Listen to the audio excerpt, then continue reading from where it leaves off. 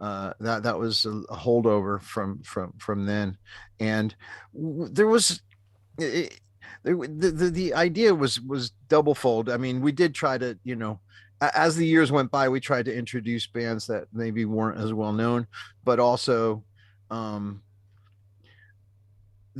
as music fans, we were familiar with cover versions of our favorite artists. So if somebody did a Lou Reed song, we would know about it. If somebody did a David Bowie song, we would know about it. So it was kind of a way to say, hey, look, we like David Bowie too. It was like, that's how I found out about Bauhaus. It was because of their version of Ziggy Stardust.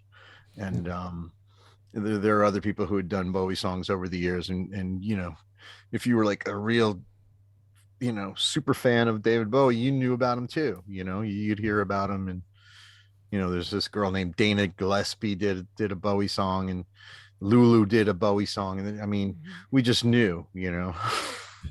Just, by the way, today is that we're recording is the 50th anniversary of Ziggy Stardust coming out.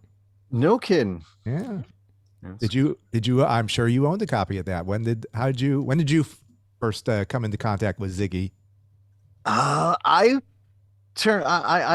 think I was a late arriver. I think it was probably like 74, 75 when I really started listening to cool rock from England. That really just shook me up. Bowie, Mott the Hoople, T-Rex, Roxy Music. I was a couple years behind. I was like 13, 14 years old before I started listening to that stuff. A dear friend of mine,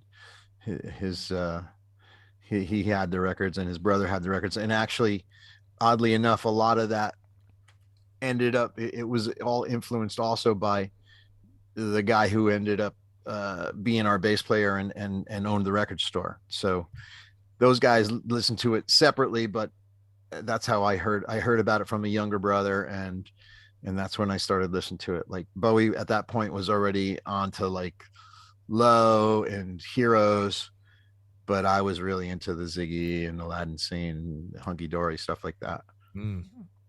That is how it happens often, though. Someone's older sibling or your older sibling, right? How it gets discovered. Yeah.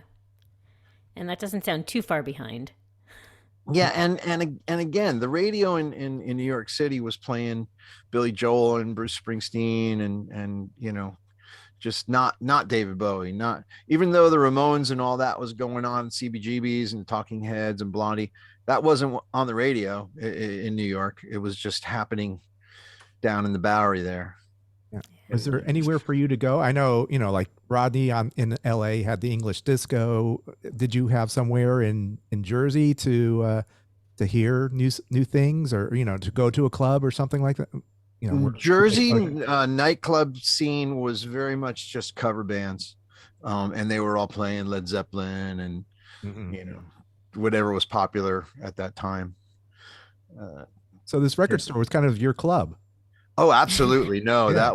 that was it. And as the 80s progressed, there started being these little cool new wave clubs. There was a couple. There was one called Aldo's in New Jersey, but mostly we were part of that bridge and tunnel crowd they talk about, and we'd go into the city to check out cool stuff. Where did you go in the city? Where were your favorite places to go? There were all kinds of places. There was a place called Haraz. Max's Kansas City was still open. CBGB's was there. There was a place called the Peppermint Lounge where I saw a very early performance of REM and the Dream Syndicate. Yeah, there was a lot of cool places in New York that were happening at the time. So when you guys started playing live, where did you play? Did you have a regular place where you played? There were a bunch of dives in New Jersey that would allow original music, but they weren't popular places. There was one in particular called the Dirt Club, and we played there, and the Smithereens played there, and a couple other bands. But yeah, no, it wasn't a thriving original rock scene in New Jersey by any stretch. Yeah, were the Smithereens like your your rivals, like the Beatles and the Stones? It was the Dramarama and oh no, they were a much better band than we were, and we weren't anywhere in their league at that time.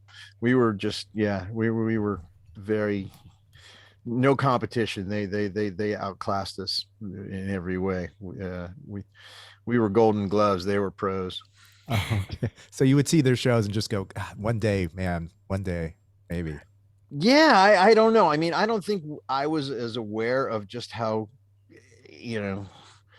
weak we were